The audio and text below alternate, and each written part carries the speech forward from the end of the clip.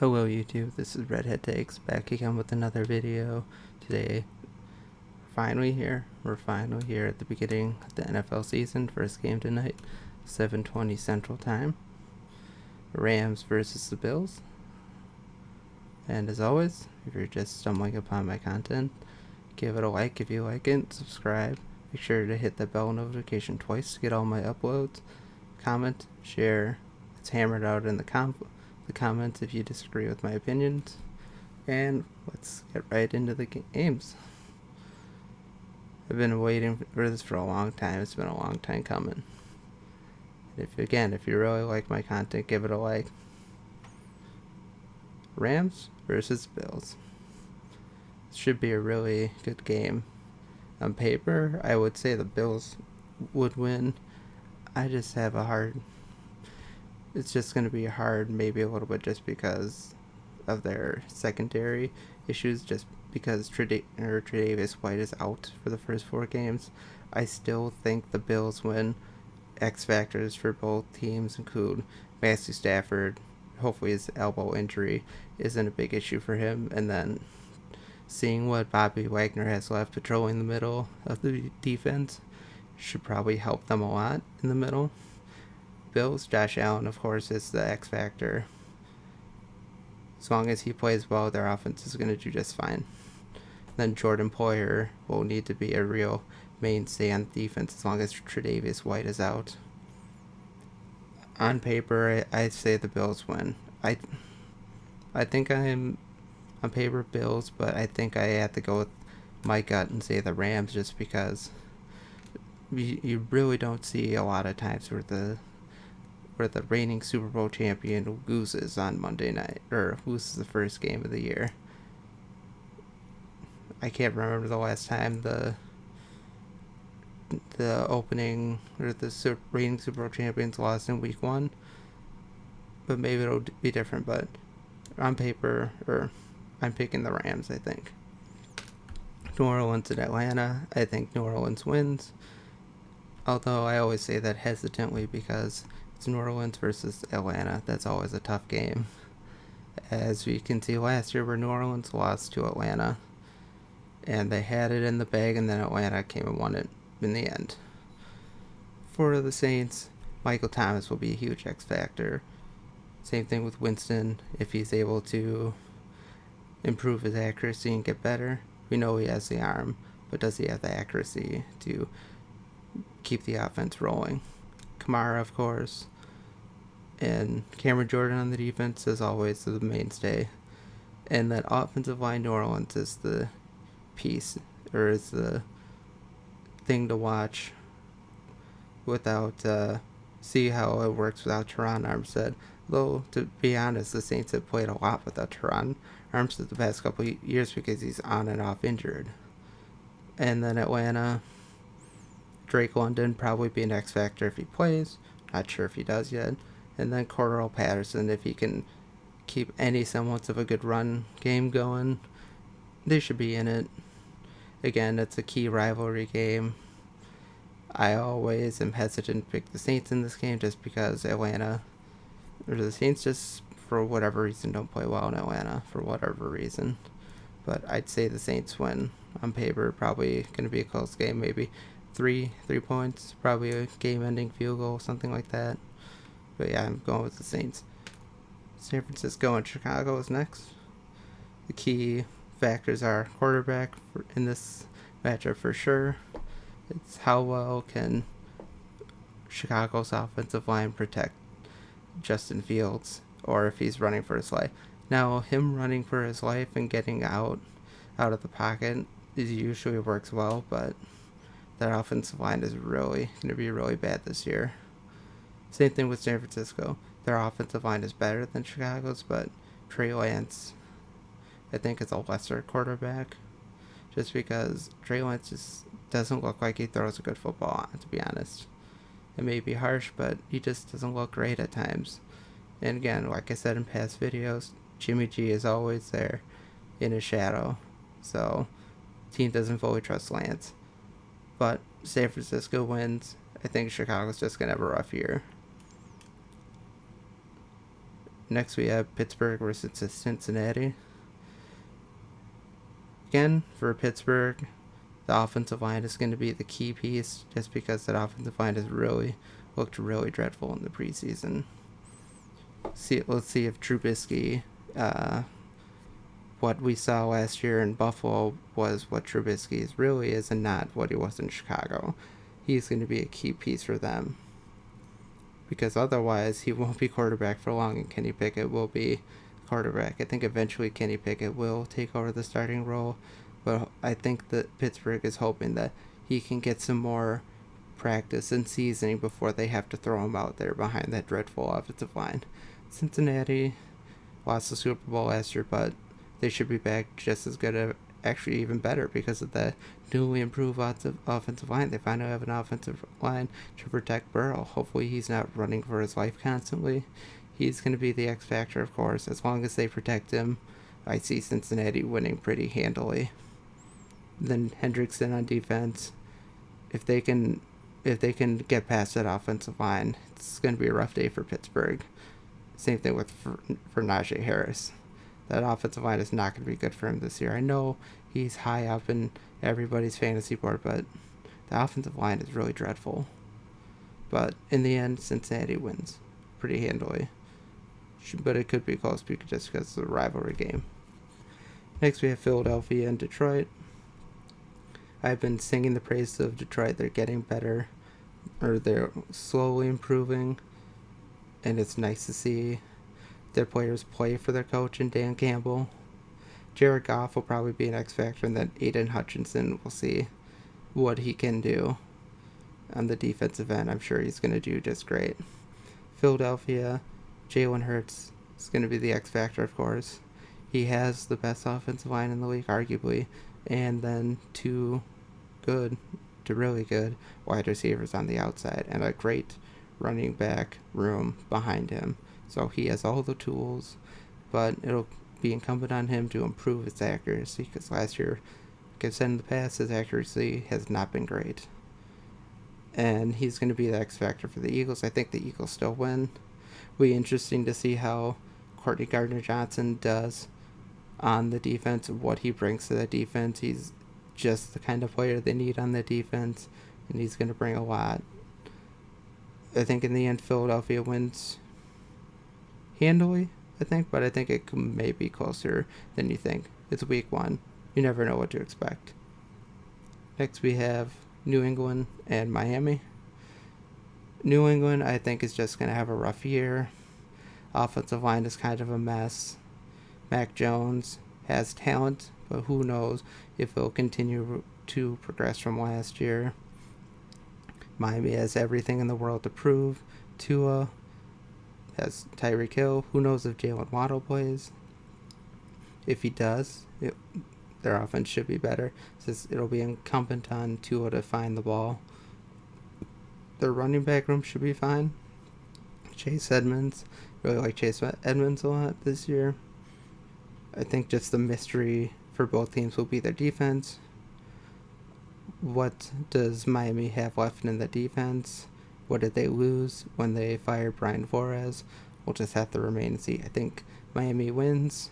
They beat New England twice last year, and New England, I think, got worse over the offseason, so I think Miami wins. I just don't know much about New England. There's not a lot to talk about, honestly. I mean, maybe Ramondre Stevenson and Damian Harris can be a good running backs this year, but that offensive line is kind of a mess. So it remains to be seen. Miami for the win.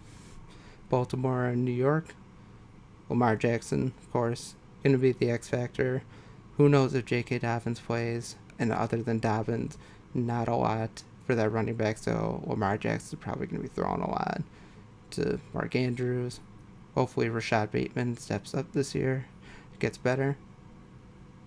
And then we'll have to see. I think Baltimore wins this pretty handily. I like what the Jets did in the offseason, but still going to be some growing pains for them before I can really say they're better. But I like where the team is tracking. Baltimore, pretty handily. Jacksonville, Washington. this is just a mystery game. It'll come down to quarterbacks who can minimize the interceptions and who can be more accurate. I think Washington wins. I just think Washington has a little bit more, especially on that defense. I think Jacksonville's defense has some new pieces, but it's still going to be some growing pains. I think Jacksonville will be better by the end of the year, but it just may take some time for them to get better. I don't like Washington a lot this year. I mean, I do like Carson Wentz. I hope he can return to what he was in Philadelphia. Just last year was so unfortunate because arguably it was the reason it was on him for why the Colts collapsed last year. So Washington, I think, wins in a close game. Maybe 24-21. I don't know if either team scores that much, but I think Washington just has a little bit more offensive firepower. Next, we have Cleveland and Carolina. I think for Cleveland, the run game is going to be key. If they can establish that run game, I think they win. It'll be interesting to see how Baker Mayfield does with Carolina. We've heard all their praises that he just outright won the job this year, but remains to be seen what he can do in the regular season. I've seen everybody picking Carolina, but I like Cleveland. I just think it's one of those gotcha games that everybody picks one team to win, but I think Cleveland has enough on their defense, and that offensive line is going to be great, and they have two great running backs. So I think Cleveland wins in a close game. Next we have Indy and Houston. I've sang the praise about Houston about what they're doing. They're getting better, or on paper they look better, but I think it's going to be a struggle for them this year. I really like Dameon Pierce at running back for them, but that offensive line is a little bit of a mess other than Laramie Tunsil. And for Indianapolis, Matt Ryan, hopefully he can shake off the rest of last year and he can do really well this year. They have a lot of offensive firepower. Jonathan Taylor is probably going to run around all day today, or all day on Sunday. And Michael Pittman looks to have a big year. Fantasy, I really hope he has a big year. And I think just from top to bottom, Indianapolis is the better team. I picked them to win the division, and I think they started the season right with a win. And I don't think it's going to be too close. Next, we have Tennessee and the Giants. Again, another game I don't think is going to be that close. If the Giants are going to have any chance of winning this game, Daniel Jones is going to have to hold on to the ball and not throw stupid interceptions. But honestly, I don't like it a lot.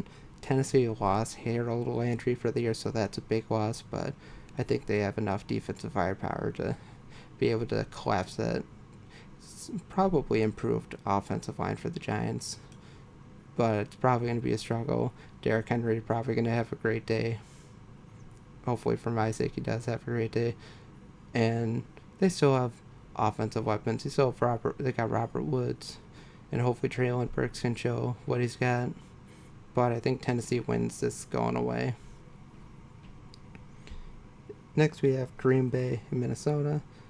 The most interesting game of the week, the most hyped up game of the week. At least for my standards. We'll have to see how Aaron Rodgers works with his wide receivers. The running game for the Packers is easy. Actually, for both teams, it's going to be key. Whoever can establish that run and keep it going throughout the game will probably win this game. Packers defense and Minnesota's defense is constructed very similarly, although each team will have their wrinkles. I think both defenses are pretty evenly matched for the most part. And then running game, like I said, whoever establishes the running game should be great. Minnesota may have a bit of a upper hand in wide receiving just because of Jefferson and the fact that we'll just have to see how Rodgers plays with his wide receivers. Hopefully Christian Watson comes out and balls out because he was drafted with the pick they got from Minnesota. I think Green Bay wins in a close one, but if Minnesota wins, I would not be surprised at all. Kansas City and Arizona. Mahomes is going to be big for Kansas City, of course. If he can gel with his wide receivers, they should do fine. Kyler Murray, hopefully he can be a little more accurate this year. I think Kansas City wins.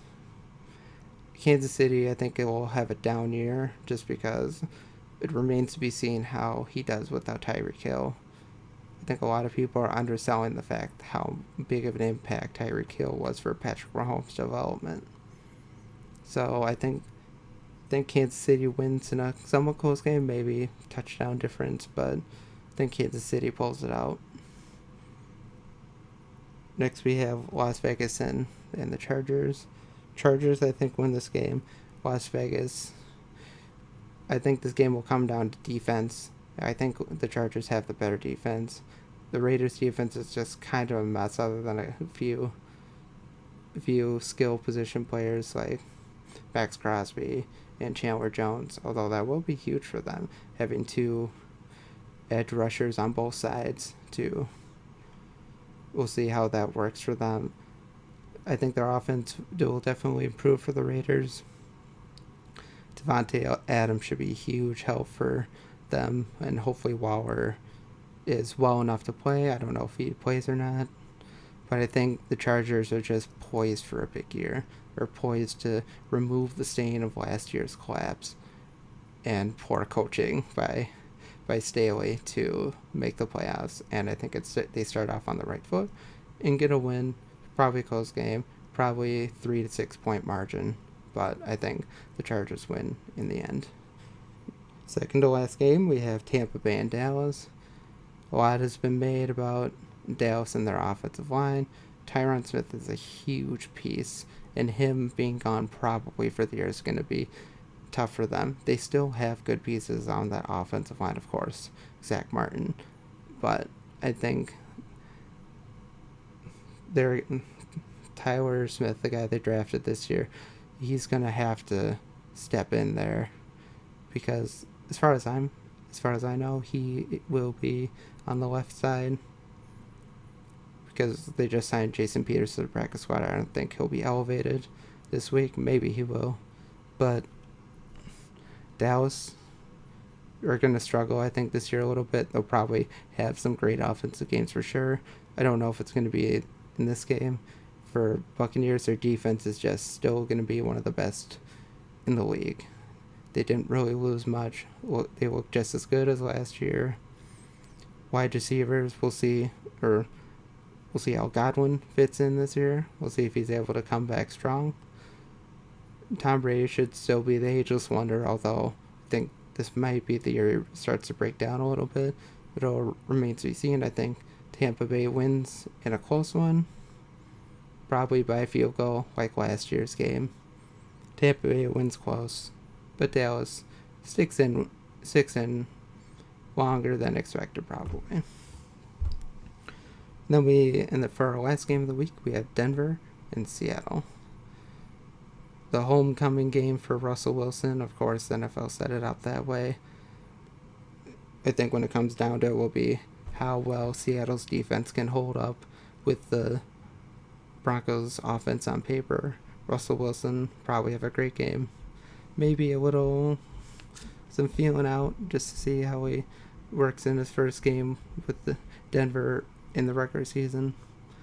Offensive line is good for Denver.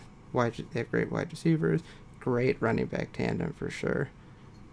And I think it'll all come down to defense, honestly. And if Seattle is able to hang with the Broncos just because of their not great quarterback situation. I don't know who starts. I think Gino is starting. Don't quote me on that. I think he will be starting. It'll just come down to if Seattle's able to keep up with that supposedly great offense, and I think Denver's offense will be good this year, but may take a little bit of rust out of the gate. But Denver wins, and we've reached the end of the video. As always, if you disagree with my opinions, you can talk it out in the comment section or the other fine social media platforms that I will have in the description. As a reminder, I will have a video out on, or I will be streaming the game, or I won't be streaming the game. I'll be doing a streaming show on Tuesdays this year, recounting the games of the week, talking about them. You can talk to me there. I don't know what time exactly I'll be live, but I will probably post something on social media for when that'll be. As always, if you like the video, give it a like, share it around with your friends, comment, subscribe, make sure to hit that bell notification to get all my videos. And as always, have a great day, and God bless.